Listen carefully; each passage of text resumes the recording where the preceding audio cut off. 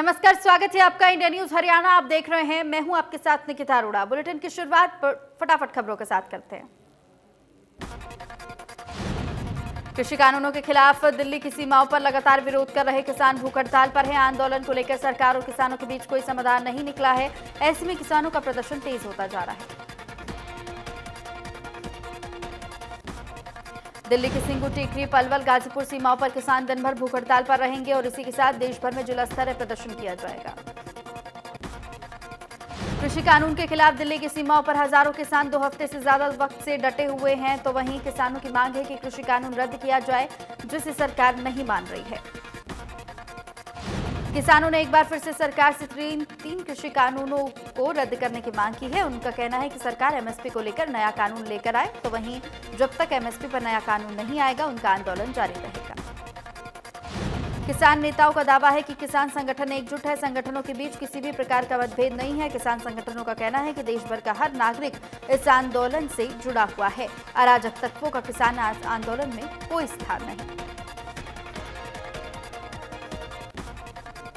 आंदोलन के 19वें दिन किसान दिन भर अनशन करेंगे। किसानों के इस ऐलान के बाद दिल्ली के मुख्यमंत्री अरविंद केजरीवाल ने भी एक दिन के उपवास रखने का ऐलान किया है। केजरीवाल ने आम आदमी पार्टी के समर्थकों और कार्यकर्ताओं से भी एक दिन का उपवास रखने की अपील की है। तो वहीं यूपी में बीजेपी कृषि कानूनों को किसानों को समझाने के लिए कई जिलों में किसान सम्मेलन करने जा रही है। डिजिटल कॉन्फ्रेंसिंग में सीएम ने यह भी कहा कि मैं पूछना चाहता हूं कि यहां पर बहुत से पूर्व सैनिक बैठे हुए हैं जिन्होंने देश की रक्षा करने के लिए अपनी जान की बाजी लगाई थी। क्या ये सभी एंटी नेशनल लोग हैं? केजरीवाल का कहना है कि जब हम अन्ना आंदोलन कर रहे थे तब रामलीला मैदान में आंदोलन हो रहा था, तो हमारे खिलाफ भी ऐसी ही साजिश की जा रही थी। कांग्रेस की तरह आज बीजेपी भी किसानों के आंदोलन को बदनाम करने की कोशिशें कर रही है। केंद्रीय मंत्री प्रकाश जावड़ेकर ने ट्वीट के जरिए आम आदमी पार्टी और केजरीवाल सरकार पर निशाना साधा है। उन्होंने लिखा कि आपने पंजाब के चुनावों में एपीएमसी एक्ट में बदलाव की बात कही थी, लेकिन अब कृषि कानूनों का विरोध कर रही है। किसान आंदोलन का समाधान निकालने के लिए सरकार की नई रणनीति। केंद्रीय गृह मंत्री अमित शाह ने पंजाब बीजेपी के नेताओं के साथ बैठक की। बैठक में कृषि मंत्री नरेंद्र सिंह तोमर मौजूद रहे। नोएडा को दिल्ली से जोड़ने वाला चिल्ला बॉर्डर 12 दिनों से बंद है, जो अब खुल चुका है। किसान संगठनों के प्रतिनिधियों ने राजनाथ सिंह और नरेंद्र सिंह तोमर से मुलाकात की थी, जिसके बाद किसानों ने बॉर्डर का रास्ता खोल दिया है। सिंगू बॉर्डर पर बैठे किसान संगठनों ने बातचीत से इनकार कर दिया। किसानों ने कहा कि सरकार पहले तीनों कानूनों को रद्द करे, उसके बाद बातचीत होगी। कुरुक्षेत्र लोकसभा से सांसद नायब सिंह सैनी ने पीपली के विश्राम गृह में पत्रकारों से बातचीत की और कहा कि किसान आंदोलन को कांग्रेसी और देश विरोधी ताकतों ने हाईजैक कर लिया है। उनका कहना है कि बीजेपी की सरकार किसानों की सच्ची हितैषी है। मोदी सरकार का 2 साल में किसानों की आय दोगुनी करने का वादा निश्चित तौर पर ही पूरा होगा।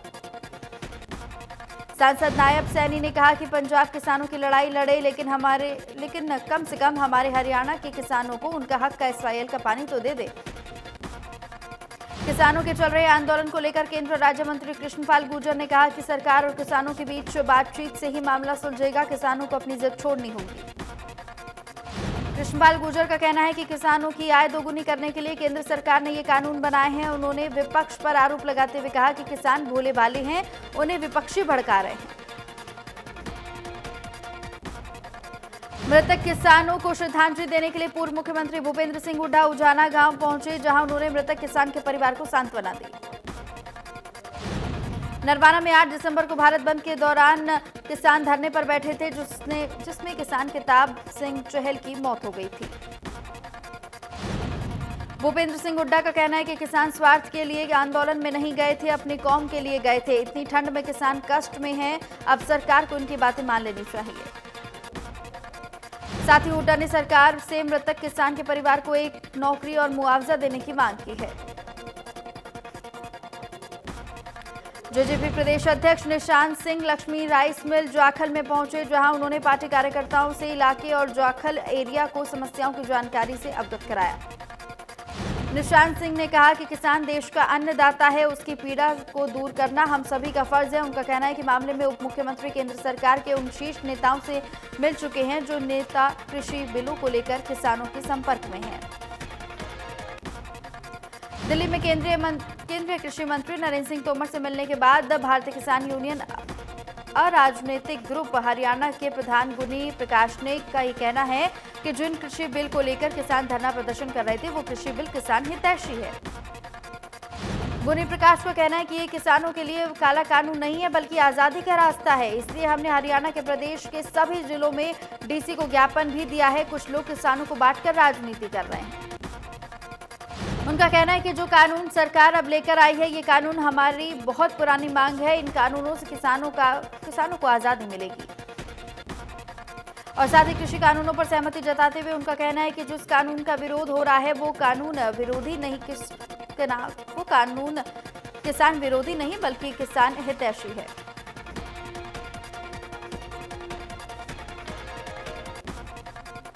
टोहाना के गांव फतेहपुर में किसानों ने गांव में बैठक के बाद राजनेताओं के गांव में एंट्री बैन के पोस्टर चस्पा कर दिए हैं। इस दौरान किसानों ने केंद्र सरकार के खिलाफ नारेबाजी करते हुए तीनों कृषि कानूनों को वापस लेने की मांग की। किसान नेताओं का कहना है कि गांव के हर वर्ग के लोगों ने बैठक की, जिसके बाद सर्वसम्मति के साथ किसान आंदोलन का समर्थन किया गया और फैसला लिया कि किसी भी पार्टी के नेता को गांव में नहीं घुसने दिया जाएगा। किसान नेता का कहना है कि जो भी नेता जबरन गांव में आएगा उसके साथ जो भी होगा उसके लिए वो खुद जिम्मेदार होगा। किसी भी पार्टी के नेताओं को किसानों के द्वारा गांव में नहीं घुसने दिया जाएगा। झज्जर में पिछले कई दिनों से कृषि अध्यादेश कानून को रद्द कराने के लिए दिल्ली सीमा पर टिकरी बॉर्डर पर डटे पंजाब के किसानों ने अब विरोध करना है अपना तरीका अपनाया है। किसान जो आंदोलन कर रहे हैं उसके साथ ही सड़क के डिवाइडर पर खेती करने का काम भी शुरू कर दिया है। किसानों ने पहले तो डिवाइडर की कस्सी से साफ सफाई की और उसके बाद मूली, गाजर और गोभी के बीज रोपे।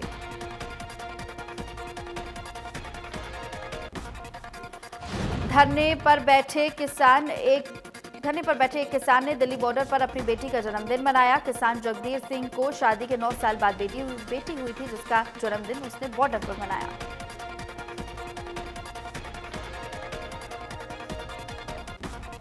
फतेहाबाद के पंचनद सदन का मुख्यमंत्री मनोहर लाल ने ऑनलाइन शिलान्यास किया। मुख्यमंत्री ने सदन को बनाने के लिए 21 लाख रुपए सरकार की ओर से देने की घोषणा भी की है।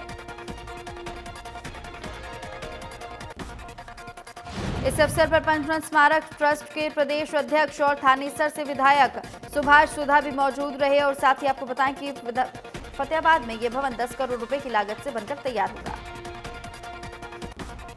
उनका कहना है कि मुख्यमंत्री ने शुरुआत में 11 लाख रुपए सरकार की तरफ से देने की घोषणा की थी, लेकिन थानेसर के एमएलए सुभाष सुधा के आग्रह पर मुख्यमंत्री ने इस राशि को बढ़ाकर 21 लाख रुपए कर दिया। तो वहीं उनका कहना है कि कोरोना और किसान आंदोलन के चलते मुख्यमंत्री काफी व्यस्त थे, इसलिए ऑनलाइन माध्यम से ही शिलान्यास किया गया। अब आपको बता दें कि सरकार की ओर से पंचनद सदन को लेकर जमीन भी उपलब्ध कराई गई है। जम्मू कश्मीर के पुंछ में आतंकियों और सुरक्षा बलों को बीच मुठभेड़ देखने को मिली है। दोनों की ओर से फायरिंग हुई और साथ ही आपको बताएं कि मुठभेड़ में एक आतंकी ढेर हुआ। आतंकी को सुरक्षा बलों ने गिरफ्तार कर लिया है। सुरक्षा बलों ने आतंकियों को सरेंडर करने के लिए कहा था, लेकिन उनकी तरफ से गोलीबारी शुरू हो गई। उसके जवाब में भारतीय सुरक्षा बलों ने भी फायरिंग की। तीनों आतंकी लश्कर तैयबा के बताए जा रहे हैं, तो वहीं जैश ए मोहम्मद से भी जुड़े हुए बताए जा रहे हैं। इन्हें कश्मीर में डीडीसी चुनावों को प्रभावित करने के लिए भेजा गया था।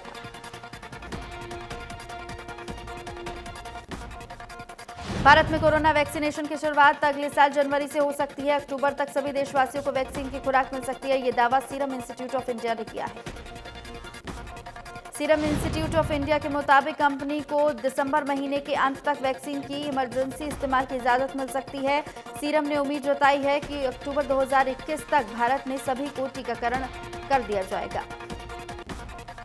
देश में पिछले 24 घंटे में 27,336 नए कोरोना केस दर्ज हुए, तो वहीं 98,84,716 कोरोना केसेस हुए। तो वहीं देश में एक दिन में 338 मरीजों की मौत हुई है।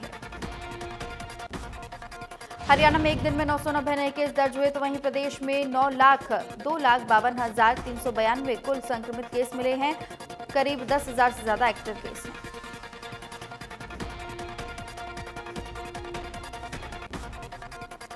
शिक्षा मंत्री कंवरपाल गुर्जर का कहना है कि हरियाणा में 10 लाख के लगभग छात्र हैं, सभी का एक साथ कोरोना टेस्ट संभव नहीं है। कोरोना संक्रमित स्वास्थ्य मंत्री अनिल विज को अंबाला सिविल अस्पताल से पीजीआई रोहतक शिफ्ट किया गया। उन्हें संस्थान के स्पेशल वार्ड में भर्ती किया गया है। पीजीआई ने हेल्थ बुलेटिन जारी कर कहा है कि जब तक स्वास्थ्य मंत्री की कोविड रिपोर्ट नेगेटिव नहीं आ जाती तब तक उनसे मिलने अस्पताल में कोई भी न आए। स्वास्थ्य मंत्री के इलाज के लिए डॉक्टरों की टीम का गठन कर दिया गया है जो उनके स्वास्थ्य की लगातार निगरानी करेंगी।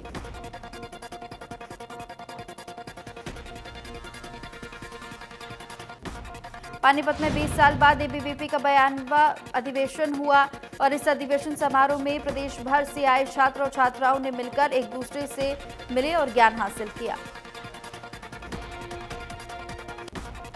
अधिवेशन से शिक्षा जगत से जुड़ी समस्याओं के प्रस्ताव को पारित सरकार के समक्ष भेजा गया। एबीवीपी ने 92वें अधिवेशन समारोह में मुख्य अतिथि के रूप में केंद्रीय विश्वविद्यालय के वाइस चांसलर रमेश चंद्र कोहाड़ पहुंचे।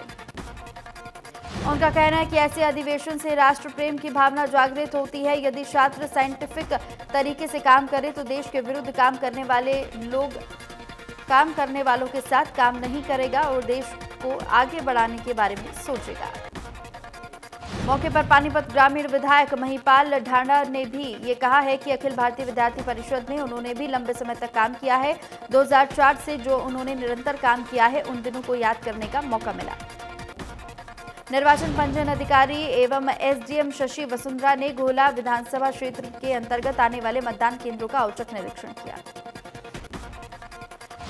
निरीक्षण के दौरान उन्होंने बीएलओ से मतदाता द्वारा वोट बनवाने, कटवाने, संशोधन करने के जैसे मामलों में कोई दिक्कत न आने के बारे में जानकारी ली है। टोहाना में बेसहारा लोगों के लिए नगर परिषद में रैन बसेरों की हालत दयनीय हो चुकी है। नगर परिषद प्रशासन की ओर से लापरवाही के चलते रैन बसेरे में जहां गंदगी का आलम है तो वहीं सुविधाओं का भी अभाव देखने को मिल रहा है। रैन बसेरे में कंबल, रजाई और पानी की व्यवस्था भी पूरी तरीके से ठीक नहीं है, जिसके चलते लोग रैन बसेरों में नहीं आ रहे हैं। प्रशासन का दावा है कि जल्द व्यवस्थाओं को दुरुस्त कर दिया जाएगा। पिछले साल विधायक देवेंद्र सिंह बबली ने रैन बसेरों का औचक निरीक्षण किया था और इस दौरान अव्यवस्था देखने को मिली थी। लापरवाही के बाद भी रैन बसेरों की व्यवस्था में कोई सुधार देखने को नहीं मिला। सिरसा के सभी गांवों में शहरों और बूथों पर बीएलओ की तरफ से नए वोट बनवाने के लिए संशोधन के आवेदन स्वीकार किए जा रहे हैं। दूसरे दिन भी सभी जगहों पर बीएलओ ने नए वोट बनाए हैं। नए वोट बनवाने के लिए युवाओं में भी उत्साह देखने को मिल रहा है। 18 साल की उम्र पूरी कर चुके युवाओं के पहचान पत्र भी बनाए जा रहे हैं जो अगले चुनाव के दौरान अपने मत का इस्तेमाल करेंगे। तो वहीं फरीदाबाद के जेसी बोस वाईएमसीए यूनिवर्सिटी परिसर जल्द ही सौर ऊर्जा पर चलेगा। यूनिवर्सिटी ने ऊर्जा के पारंपरिक स्रोत से स्वच्छ ऊर्जा की ओर कदम उठाते हुए सोलर एनर्जी कंपनी के साथ समझौता किया है। समझौते के मुताबिक यूनिवर्सिटी में 266 किलोवाट क्षमता के grid connected rooftop SPV power का प्लांट लगाया जाएगा। सौर ऊर्जा का विकल्प चुनने पर यूनिवर्सिटी की सालाना कम से कम 20 लाख रुपए की बचत होगी। यूनिवर्सिटी के वाइस चांसलर का कहना है कि ये यूनिवर्सिटी के लिए पूरी तरीके से निःशुल्क होगा। सौर ऊर्जा या संयंत्र की स्थापना, संचालन और रखरखाव की लागत कंपनी वहन करेगी। इसका मकसद ग्रीन कैंपस पहल को बढ़ावा देना है। प्रदेश में युवाओं को हरियाणा सरकार की ओर से मनोहर लाल ने सौगात दी है। करनाल में driver and research training institute का निर्माण कार्य तेजी से जारी है। इस सेंटर में भारी और मध्यम के साथ हल्के वाहन चालकों को प्रशिक्षण दिया जाएगा। इस सेंटर के बनने से प्रदेश के सभी जिलों, खासकर करनाल, पानीपत, यमुनानगर और कुरुक्षेत्र के युवाओं को फायदा होगा। करनाल के उपायुक्त निशांत कुमार यादव ने यह बताया कि इंस्टीट्यूट 9.25 एकड़ में बन रहा है और इसके निर्माण पर लगभग 20 करोड़ रुपए खर्च होंगे। उनका कहना है कि सीएसआर नीति के तहत होंडा कंपनी के सहयोग से इसे तैयार किया जा रहा है। इसके अलावा रिसर्च का कार्य भी किया जाएगा। आपको बता दें कि अत्याधुनिक सुविधाओं का यह प्रदेश का अपना पहला इंस्टीट्यूट होगा। कोसली में अंडरपास बनवाने के लिए सांकेतिक धरना शुरू हो चुका है, जिसमें शहर के गणमान्य लोगों ने धरना प्रदर्शन कर धरने के लिए समर्थन में मांगा है। धरने पर बैठे कमांडेंट ओम प्रकाश यादव का कहना है कि जब तक उनकी मांगे पूरी नहीं हो जाती है तब तक धरना प्रदर्शन जारी रहेगा। साथ ही उनका कहना है कि लोगों को रेलवे लाइन से होकर बाजार जाना पड़ता है, जिसमें जान का जोखिम भी है। उनका यह भी कहना है कि 2 साल से अंडरपास बनवाने की मंजूरी सरकार की ओर से दे दी गई है। इसके लिए हरियाणा सरकार ने 5 लाख रुपए भी दिए हैं, लेकिन फिर भी रेलवे विभाग अंडरपास बनाने के लिए मंजूरी नहीं दे रहा। ओम प्रकाश यादव का कहना है कि अंडरपास नहीं बनने से 30 गांवों के लोगों को भारी परेशानियों का सामना करना पड़ता है। लोगों को आने जाने के लिए रेल लाइनों से होकर जाना पड़ता है, जिससे कभी भी कोई बड़ा हादसा हो सकता है। भवानीखेड़ा नए वार्ड नंबर 12 में पानी निकासी की व्यवस्थाएं नहीं होने की वजह से गुरुद्वारे के पास वाली गली में जल भराव से बदहाल हो चुकी है, जिससे पास के लोगों को काफी परेशानियों का सामना करना पड़ रहा है। शहरवासियों का आरोप है कि उन्होंने इस परेशानी से प्रशासन को कई बार अवगत कराया, लेकिन फिर भी समस्या का समाधान नहीं किया गया, जिससे राहगीरों को काफी परेशानियों का सामना करना पड़ रहा है। शहरवासियों का कहना है कि पानी के जमा होने की वजह से आसपास के घरों में बीमारी के फैलने का खतरा बना हुआ है, लेकिन फिर भी इस परेशानी को दूर करने की जगह लोग लगातार गंदगी फैला रहे हैं। प्रदेश में कोविड-19 के कारण बंद पड़े स्कूलों को एक बार फिर से खोल दिया जाएगा। प्रदेश सरकार ने आज से 10वीं और 12वीं की कक्षाओं को शुरू करने का फैसला लिया है। पहले 10वीं और 12वीं की कक्षाएं लगी हैं और एक सप्ताह के बाद 9वीं और 11वीं की कक्षाएं लगेंगी। स्कूलों में आने वाले सभी बच्चों को डॉक्टरों से पत्र लेकर आना होगा, जिसमें कोविड-19 के लक्षण नहीं होने पर स्कूलों में एंट्री दी जाएगी। मास्क लगाना भी अनिवार्य होगा। चरखी दादरी पुलिस ने मास्क न पहनने वालों के खिलाफ अभियान चलाया है, जिसके तहत पुलिस ने बिना मास्क पहने घर से निकलने वालों के चालान काटे हैं। पुलिस इंस्पेक्टर ओम प्रकाश ने बताया कि हरियाणा सरकार के दिशा निर्देशों पर कार्रवाई करते हुए उन्होंने मास्क न पहनने वालों के चालान काटे। उनका कहना है कि दुकानों, मोटरसाइकिलों और बसों में जो लोग मास्क नहीं लगाए रखते, उनके चालान काटे गए और इसके साथ ही ऐसे लोगों को कोरोना के प्रति जागरूक भी किया गया। जिले भर में नशा तस्करों के खिलाफ चलाए जा रहे विशेष अभियान के तहत कार्रवाई करते हुए सीआईए पुलिस ने करीब 5 लाख रुपए की अफीम बरामद की है और उसके साथ ही 2 तस्करों को काबू में किया। सीआईए सिरसा के प्रभारी निरीक्षक नरेश कुमार ने बताया कि पुलिस टीम ने गश्त के दौरान सूचना मिली थी, कि जिसके बाद उन्होंने कार्रवाई की और आरोपियों को अफीम के समेत धर दबोचा। उनका कहना है कि पकड़े गए आरोपी की पहचान दिलप्रीत सिंह उर्फ गोना के रूप में हुई है, जिससे पूछताछ के बाद साथियों के बारे में पता चला है कि उस आरोप में शामिल है, उनकी तलाश की जा रही है। टीम ने बताया कि टीम को एक और सफलता मिली है, जहां टीम पर जानलेवा हमला करने की कोशिश की गई, तो वहीं 2 आरोपियों को खिलाफ मुकदमा दर्ज कर लिया गया है। सीआईए सिरसा की टीम चेकिंग के दौरान टाटा सफारी गाड़ी में सवार 2 बदमाशों ने जान से मारने की नीयत से गाड़ी चुराने की कोशिश की। बताया जा रहा है कि गाड़ी में गैर कानूनी सामान रखे हुए थे। सिरसा के मालगोदाम रोड स्थित एक कबाड़ की दुकान में चोर बार बार अपना निशाना बना रहे हैं। चोरी की वारदात चोर हर बार एक ही तरीके से अंजाम दे रहे हैं। चोर छत से उतरकर दीवारों में सुराग निकालते हैं और कबाड़ से कॉपर और अन्य महंगे सामान पर हाथ साफ करते हैं। इस बार चोरों ने उसकी तरह चोरी की वारदात को अंजाम दिया। चोरों ने एक दुकान से दूसरी दुकान में सुराग किया और सामान उठाकर ले गए। दुकानदार का कहना है कि पहले भी चोर कई बार इसी तरीके से चोरी की घटना को अंजाम दे चुके हैं। मामले में सिविल लाइन थाना प्रभारी का कहना है कि उनके पास तब तक कोई शिकायत लिखित में नहीं आई है। उनका कहना है कि अगर कोई शिकायत लिखित में मिलती है तो चोरों के खिलाफ कार्रवाई होगी।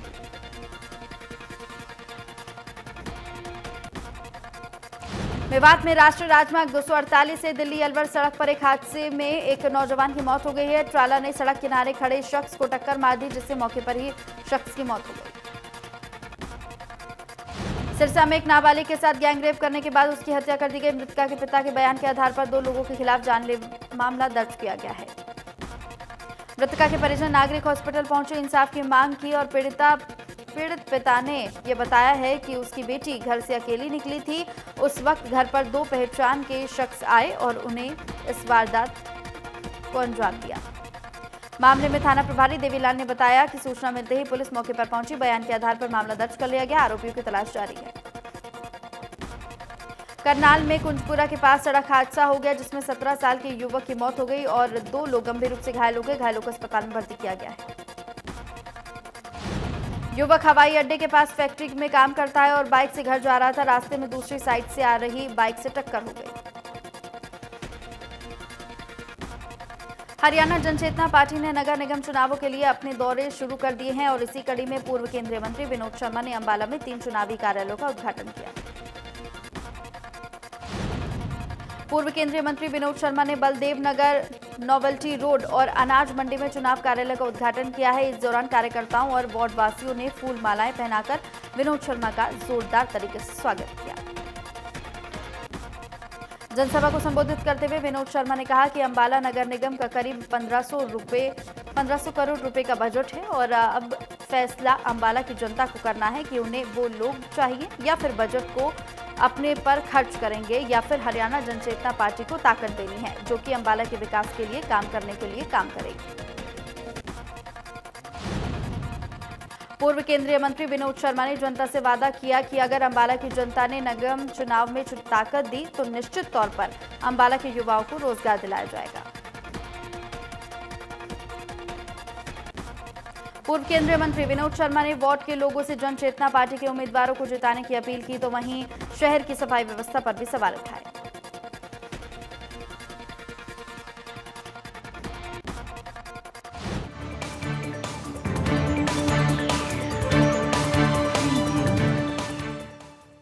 टर्म लाइफ इंश्योरेंस के लिए policybazaar.com पे आओ, 15 से ज्यादा कंपनीज की पॉलिसी कंपेयर